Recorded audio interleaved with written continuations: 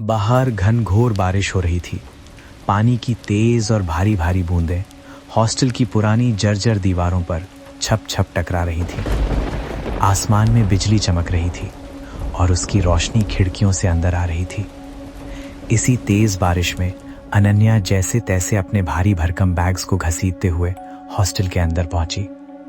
उसके कपड़े पानी से पूरी तरह भीग चुके थे और भारी सामान उठाने की वजह से उसकी सांसें तेजी से फूल रही थी।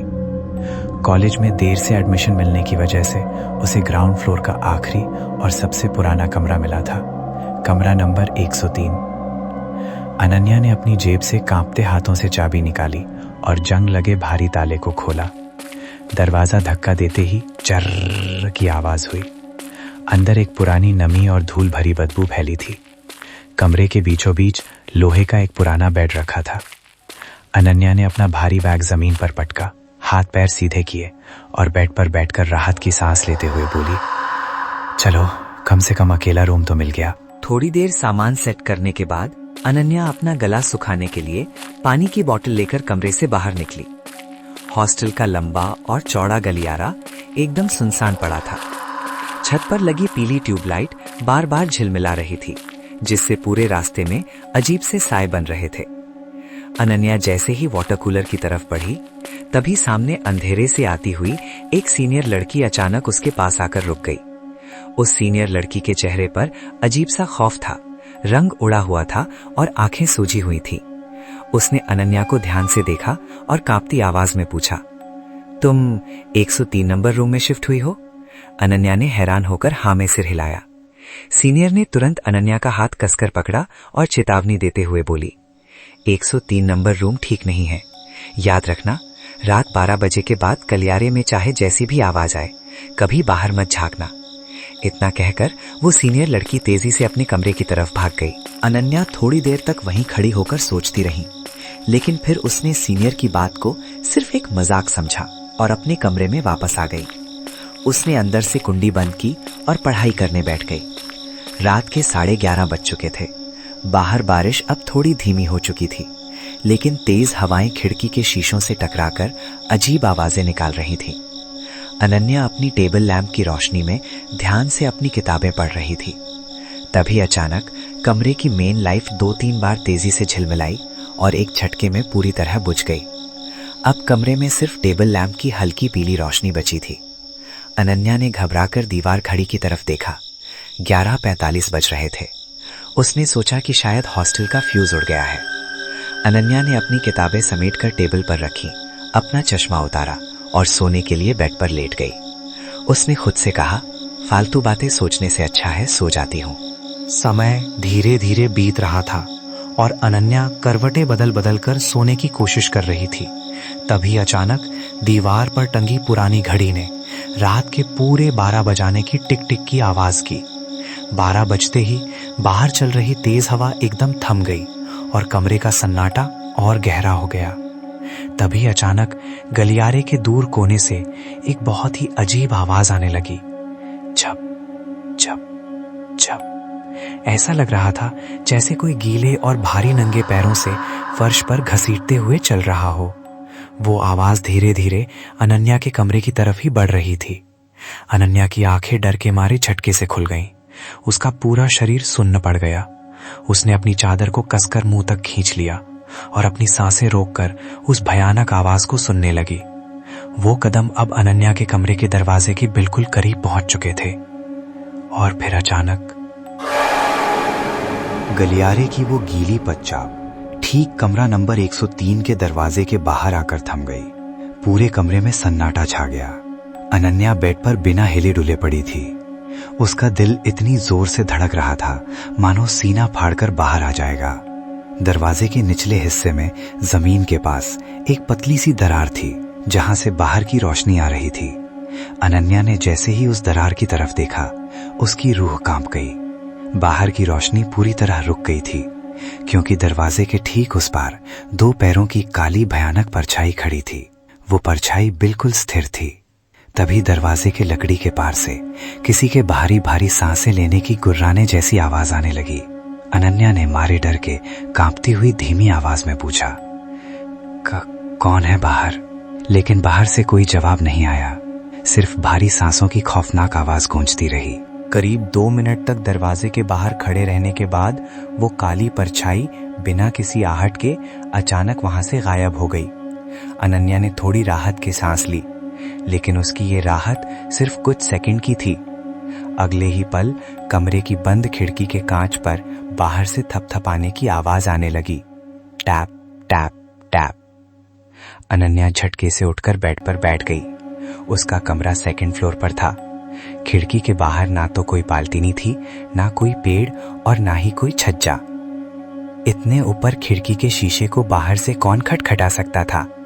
अनन्या खौफ से बेड के कोने में सिमटते हुए बोली, ये कमरा तो 2nd फ्लोर पर है, बाहर खिड़की पर कौन हो सकता है?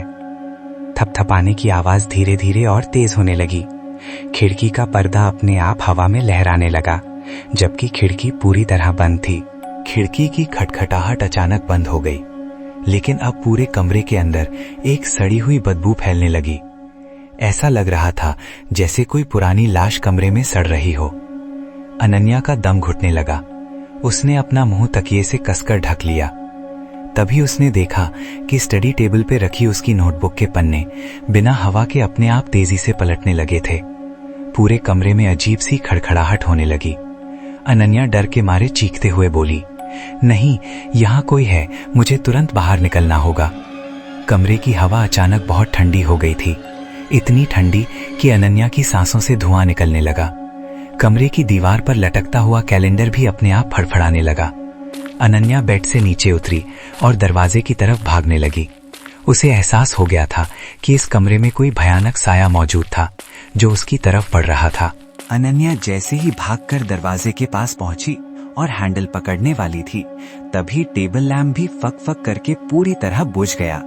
कमरे की बची कुची रोशनी गायब हो गई और चारों तरफ घना खौफनाक अंधेरा छा गया। अनन्या घबराहट में अपने फोन की टॉर्च ऑन करने लगी। उसके हाथ डर के मारे इतने कांप रहे थे कि जैसे ही टॉर्च ऑन हुई, फोन फिसलकर उसके हाथ से छूट गया। फोन फर्श पर गिरा और लुढ़कते हुए सीधे लोहे के बेड के नीचे गहरे काले अंधेरे में चला गया। कमरे में अब सिर्फ बेड के नीचे से आ रही फोन की हल्की पीली रोशनी ही बची थी, जो पूरे कमरे में डरावने साए बना रही थी। अनन्या रोने जैसी आवाज में बोली, शिट, मेरी टॉर्च बेड के नीचे चली गई। पूरे कमरे में अंधेरा होने की वजह से अनन्या को दरवाजे की कुंडी भी नहीं दिख रही थी।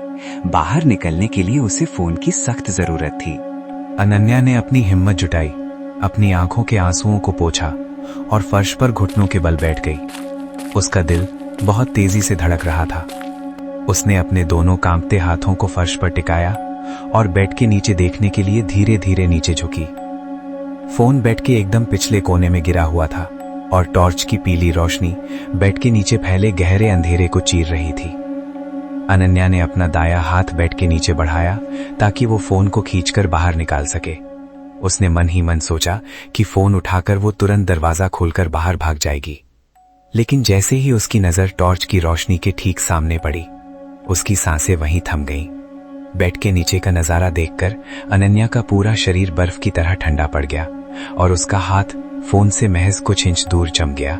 बेड के नीचे सबसे पिछले कोने में, जहां घना अंधेरा था, वहां एक खौफनाक इंसान नुमा आकृति उल्टी दिशा में मुड़कर बैठी हुई थी।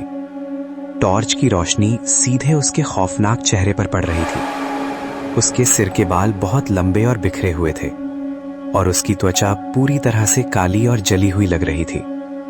सबसे भयानक बात यह थी कि उस अंधेरे में से 2 लाल चमकती हुई खौफनाक आंखें अनन्या को बिना पलक झपकाए सीधे घूर रही थीं।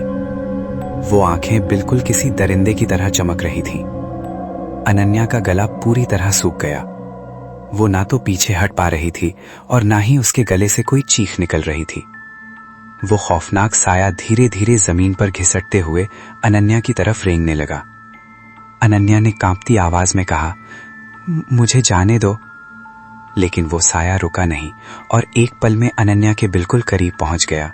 इससे पहले कि अनन्या पीछे हट पाती या खड़े होकर भाग पाती, उस खौफनाक चेहरे ने एक भयानक गूंज और चीख के साथ बेड के नीचे से सीधे अनन्या के चेहरे की तरफ झपट्टा मारा उसकी लाल आंखें अनन्या की आंखों के बिल्कुल करीब आ चुकी थीं और उसकी सड़न भरी सांसें अनन्या के चेहरे से टकरा रही थीं। अनन्या की एक दर्दनाक और खौफनाक चीख सन्नाटे को चीरती हुई पूरे हॉस्टल में गूंज गई।